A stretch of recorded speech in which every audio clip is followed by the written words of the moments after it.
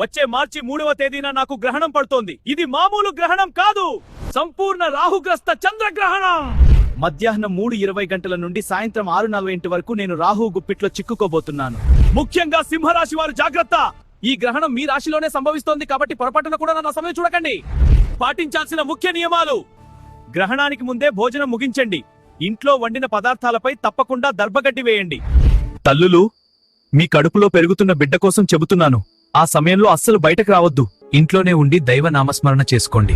గ్రహణం విడిచిన వెంటనే స్నానం చేసి ఇల్లంతా శుభ్రం చేసుకోండి. గుప్పిట్లో చిక్కుకోబోతున్నాను.